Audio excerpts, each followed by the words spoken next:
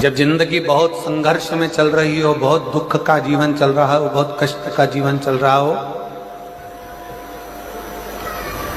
बहुत कष्टमय जीवन चल रहा हो, तब शमी के 5 पत्ते, शमी के 5 पत्ते एक दुर्वा के साथ एक अक्षत चावल का एक दाना, वो भी हल्दी में भिंगोया हुआ हो या केसर में भिंगोया हुआ हो, शमी पत्र 5, एक दुर्वा, एक चावल का दाना, जो दिल से हृदय से बेलपत्री के वृक्ष के नीचे पार्थिव लिंग का निर्माण कर कर मट्टी का शिवलिंग बनाकर प्रदोष काल में, मतलब शाम के समय पर शिवलिंग बनाकर उस पे जल चढ़ाकर, जो ये 5 शमी का पत्र, एक दुर्वा और एक चावल का दाना, अपनी कामना कर कर जो दुख चल रहा है बाबा से विनय कर कर एक एक पत्ता जब समर्पित कर दे, फिर एक दुर्वा समर्पित कर दे, फिर एक चावल का दाना समर्पित कर दे और बाबा का वहीं पर पुनः विसर्जन कर दे, 3 महीना तो जाने दो, 15 दिन के अंदर वो दुख कटता जरूर है, चाहे कोई भी दुख, किसी भी तरह का दुख क्यों हो। एक बेलपत्र के वृक्ष की परिक्रमा करने वाले को हजारों अश्वमेध यज्ञ का फल प्राप्त हो जाता है, हजारों अश्वमेध यज्ञ का फल प्राप्त हो जाता है। उसी तरह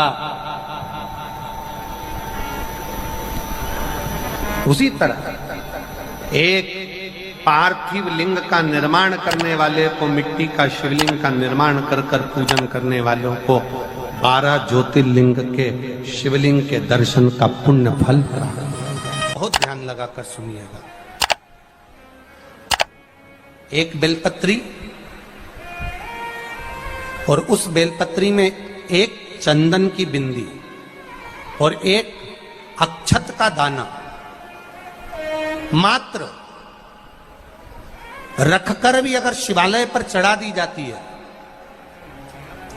एक बेलपत्री, एक चंदन का बिंदी, और चंदन फिर निवेदन करेंगे आज के जमाने में तुम लोग सब घिसा घिसाया, पड़ा पड़ाया, डब्बी का सामान ले लेकर, वो नहीं, चंदन की एक मुठिया रखो, थोड़ा सा भी घिसो, जरा सा भी घिसो, उसकी एक बिंदी और एक चावल का दाना, जब हम भगवान देवाधिदेव महादेव को समर्पित करते हैं, अपनी कामना कर कर समर्पित करते हैं, तो निश्चितता है, पुराण की कथा कहती है शंकर भगवान उसका फल शीघ्र प्रदान कर देते हैं। भले आपने कुछ करा ना करा, उसका फल तुम्हें मिल जाता है। में जाना, लोटा भरकर जल समर्पित करना, और कभी तुम्हारे जीवन में अगर तुमको लग रहा है कि मैं दुखों से पीछा छूट ही नहीं रहा, तब उस जगह पर बेलपत्री के मध्य भाग में पीला चंदन, ये जो पत्ती है और ये 2 पत्ती हैं, ये बड़ी पत्ती और ये बीच की जो 2 पत्ती हैं, इसके बीच में जो डंडी का भाग रहता है, जो बीच में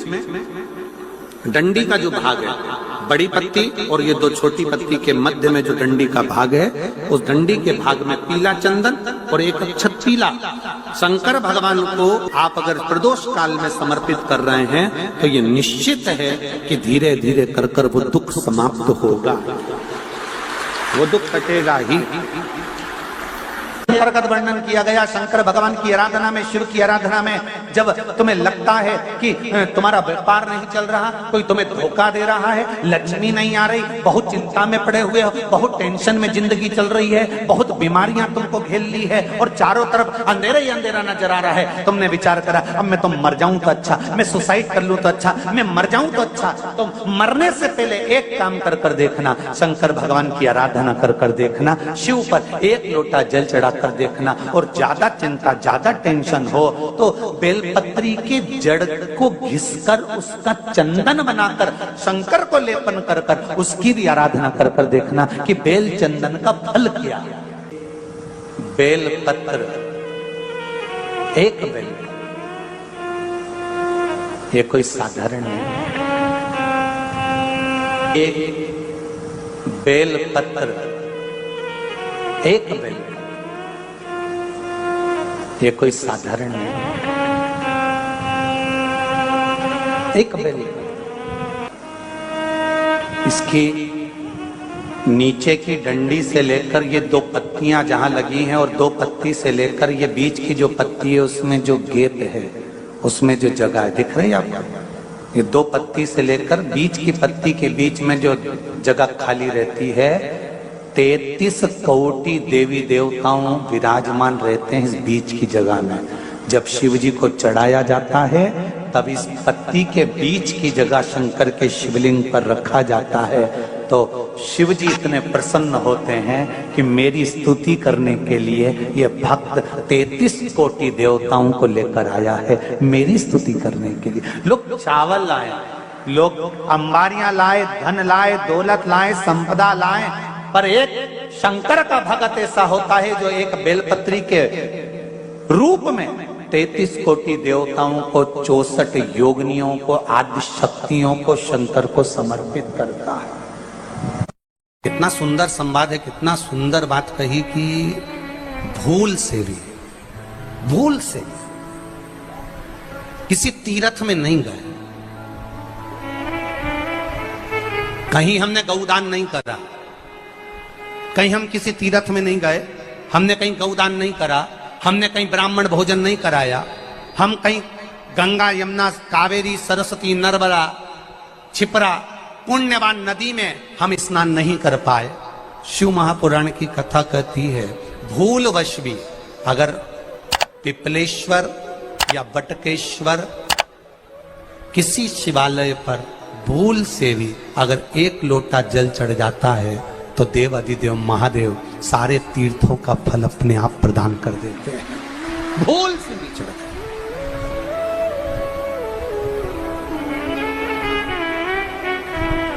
एकांतेश्वर महादेव किसी तीर्थ में नहीं गए, कहीं हमने गौदान नहीं करा, कहीं हम किसी तीर्थ में नहीं गए, हमने कहीं गौदान नहीं करा, हमने कहीं ब्राह्मण भोजन नहीं कराया, हम कहीं गंगा यमुना कावेरी सरस्वती नर्मदा छिपरा पुण्यवान नदी में हम स्नान नहीं कर पाए। शिव महापुराण की कथा कहती है भूलवश भी अगर पिपलेश्वर या बटकेश्वर किसी शिवालय पर भूल से भी अगर एक लोटा जल चढ़ जाता है तो देव अधिदेव महादेव सारे तीर्थों का फल अपने आप प्रदान कर देते हैं। भूल से भी चढ़ गए।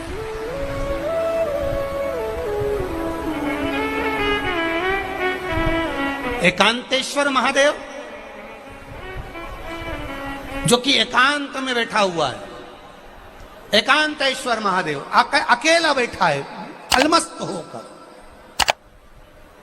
आप जा रहे हो गाड़ी लेकर, आप 4 व्हीलर गाड़ी में जा रहे हो, ट्रैक्टर में जा रहे हो, ट्राली में बैठकर जा रहे हो, क्रूजर में बैठकर जा रहे हो, 2 व्हीलर गाड़ी में बैठकर जा रहे हो, और एकांतेश्वर महादेव का मंदिर दिख गया कोई एकांत में, भले उसका नाम नहीं मालूम तुमको कि कौन सा महादेव, पर अकेला बैठा है जंगल में वृक्ष की छांव में एक ओटले पर, कोई दीवार नहीं, कोई जाली नहीं, कोई गेट नहीं, कुछ भी नहीं।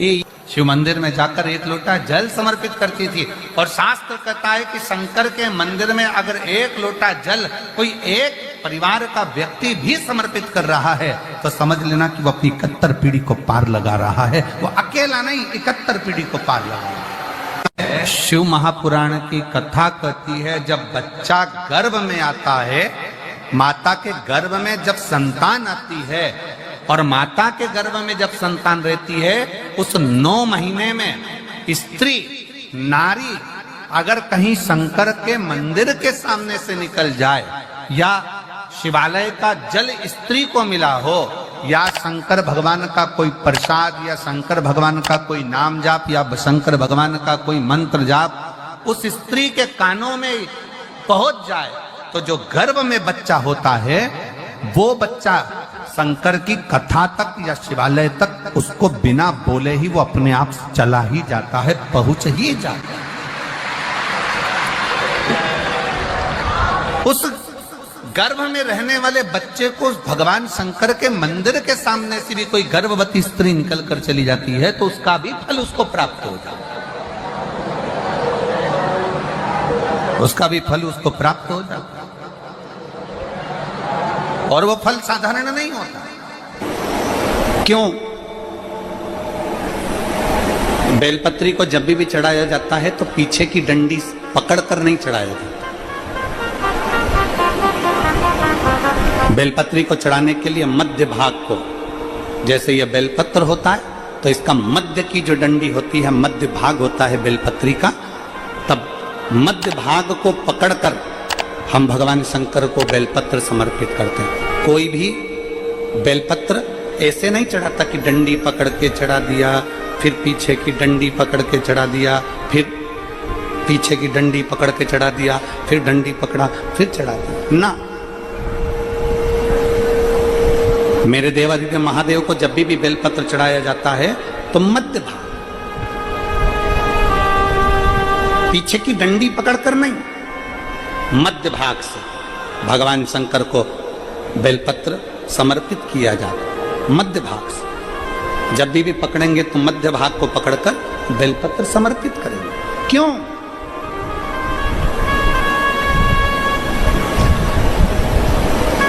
क्योंकि हमने भगवान शिव को मध्य भाग पकड़कर इसलिए समर्पित करा कि ये केवल बेलपत्र का मध्य भाग नहीं है मेरे शंभू, मेरे हृदय के मध्य भाग को मैं आपके चरणों में समर्पित कर रही हूं। मेरा दिल, मेरा हृदय, मेरा चित्त मैं आपको दे रही हूं। मध्य भाग एक विश्वास के साथ दे रही हूं। इतनी सुंदर बात नंदी ने कही है। नंदी ने ये बात जो कही वो वास्तव में बड़ी सुंदर है कि मान लो यदि कोई कार्य तुम्हारा हो नहीं रहा और पूरी दुनिया में तुमने कर कर देख लिया, बहुत प्रयास कर कर देख लिया, तो भी वो कार्य अगर तुम्हारा नहीं होता, तो फिर एक काम करो कि शिव की स्तुति करो, शंकर की स्तुति, शंकर का गुणगान, शंकर की भक्ति, शंकर का स्मरण।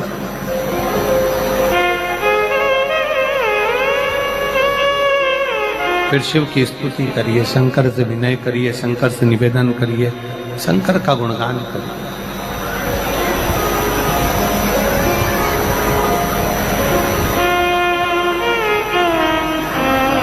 पर भगवान की भक्ति होती कब? जितने आस्था चैनल पर कथा सुन रहे हैं, जितने फेसबुक यूट्यूब पर कथा सुन रहे हैं, जितने पंडाल में बैठकर शिव भक्त कथा को रसपान कर रहे हैं, उनसे निवेदन करूंगा कि शंकर की भक्ति होती कब है, शंकर का स्मरण कब होता है, शंकर की भक्ति कब होती है, शंकर की कथा सुनने में मन कब लग सकता है? जब अपने भीतर की अभिमत्ता, अपने भीतर का अहम, अपने भीतर का अहंकार, अपने भीतर की आसक्ति, अपने भीतर का काम, अपने भीतर की तृष्णा जब दूर हो जाए तो समझो कि आप शिव में मन लगा बैठे। कितने सारे लोग बैठे हैं यहाँ पर कथा में, सब पंडालों के अंदर लोग शिव भक्त बैठे हुए हैं। कई लोग ऐसे भी होंगे जिनका आकर बैठ तो गए पर दिल नहीं लगता। दो जल व्यक्ति के जीवन को बदलते। कितने जल? जम के बोलो जरा। दो जल। एक देवादिदेव महादेव के लिए भरा गया 1 लोटा जल, और दूसरा है स्वयं के लिए भरा गया 1 लोटा जल। यहाँ पर अगर बुजुर्ग मेरी माताएं बैठी होंगी, मेरी जीजियां बैठी हैं, मेरे जीजा बैठे हैं, बुजुर्ग जितनी माताएं बैठी हैं, वो पुराने समय का अगर लेख उठाकर देखेंगे तो पुराने समय के लोग भोजन करने बैठते थे ना, तो भोजन करने से पहले अपने पानी के लोटे को भरकर, अपना गिलास भरकर बैठते थे। किसी ने देखा है कि नहीं देखा? जम के बोलो जरा, देखा है आप लोगों ने? पुराने समय के लोग जब भोजन करने बैठते थे, पुराने समय के लोग जब भोजन करने बैठते थे तो अपना पानी का गिलास, अपना पानी का लोटा पहले भरकर आसन लग जाता था। बहू आसन लगा देती थी, बहू खाना बना देती थी, घर की पत्नी खाना बना देती थी, भोजन बना देती थी, घर के लोग भोजन दे देते थे। थाली कोई भी लगा कर ला कर दे, थाली कोई सजा कर ला कर दे, पर घर का जो व्यक्ति खाना खाने बैठता था, भोजन करने बैठता था, वो अपना पानी स्वयं भर कर बैठता।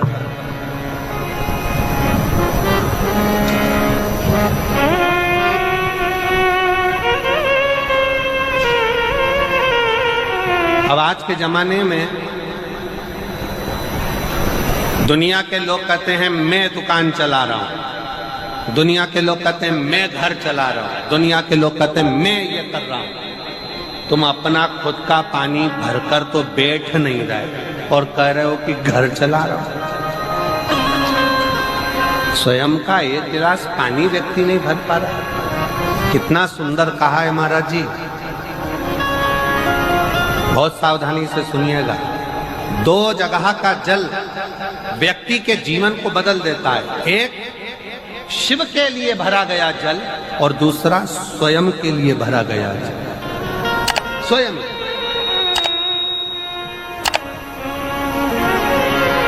शंकर के मंदिर में जा रहे हो, एक लोटा जल अपने घर से भरकर लेकर चले जाओ और अपने घर में जब तुम भोजन करने बैठ रहे हो, जब तुम रोटी खाने बैठ रहे हो, भोजन करने बैठ रहे हो, भोजन ग्रहण करने बैठ रहे हो, जब तुम भोजन को ग्रहण करने के लिए बैठ रहे हो, तब अपने घर में जब तुम भोजन ग्रहण करने बैठ रहे हो तो एक लोटा जल या एक गिलास पानी भरकर बैठो।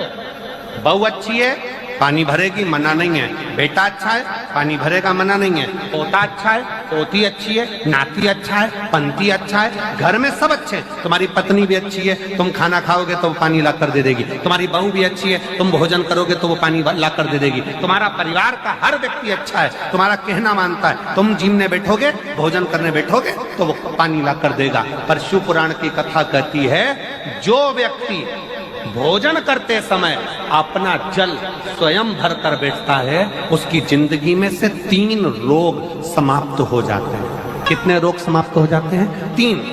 पहला, अपना जल स्वयं भर कर बैठने वाले के घुटने का कभी भी डॉक्टर उसके घुटने बदलने का बोलेगा ही नहीं, घुटना बदल ही नहीं सकता। स्वयं का जल भर कर बैठे। दूसरे नंबर पर, जिसकी रीढ़ की हड्डी में कमर से लेकर कंधे तक जिसकी हड्डी में दर्द होता हो, या जो सुबह सुबह सोकर उठता हो और उसके कंधे दुखते हो या पीठ दुखती हो। दूसरे नंबर का रीढ़ की हड्डी का दर्द। और तीसरे नंबर का, डॉक्टर को दवाई खा खा कर परेशान हो गए और आधा सिर का रोग, भुकुटी, ये भौएं दुखती हो, सिर दुखता हो, ये कान के पास का दर्द होता हो, तो अपना भोजन करते समय अपना पानी स्वयं भर कर बैठो। आपको ये 3 रोग से मुक्ति अपने आप मिलना प्रारंभ हो, अपने आप। अब किसी ने कहा, गुरुजी पत्नी पानी ला कर देती है, पति पानी ला कर देता है, बेटा पानी ला कर देता है, बहू पानी ला कर देती है, पोता पोती पानी ला कर देते हैं, नाती पंती पानी ला कर देते हैं, नौकर लगे घर में वो पानी ला कर देते हैं, सेवादार लगे घर में वो पानी ला कर देते हैं, तो हमको पानी लाना क्यों जरूरी है? तो अग्नि पुराण में वर्णन आता है कि जो घर में पानी जिस मटके में भरते हो, जिस हंडे में भरते हो, जिस बाल्टी में भरते हो, जिस टंकी में पानी भरते हो, पीने का पानी जिस हंडे में, मटके में, बल्टोई में, जिस गगरे में तुम भरते हो, वो स्थान पितरों का स्थान रहता है। जब हम पानी भरकर भोजन करने बैठते हैं तो हमारे पितर भी उस स्थान पर आकर निश्चित जगह पर बैठते हैं, और जब हम भोजन ग्रहण करते हैं तो हमारे पितरों के भाव का आशीर्वाद हमारे ऊपर पड़ जाता है, जिससे हमारे 3 दर्द समाप्त हो जाते। स्वयं भरो, स्वयं।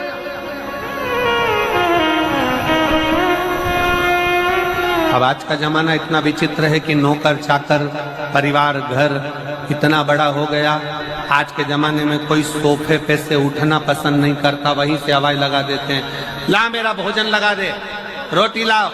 रोटी आई तो मालूम पड़ा पानी ला कर रखा बहू ने। वो बहू ला देगी, बहुत अच्छी है, बहू बेकार नहीं है, बहुत अच्छी है, बेटी बहुत अच्छी है, ला देगी पानी, भोजन भी लाएगी, पानी भी लाएगी, सब कुछ लाएगी।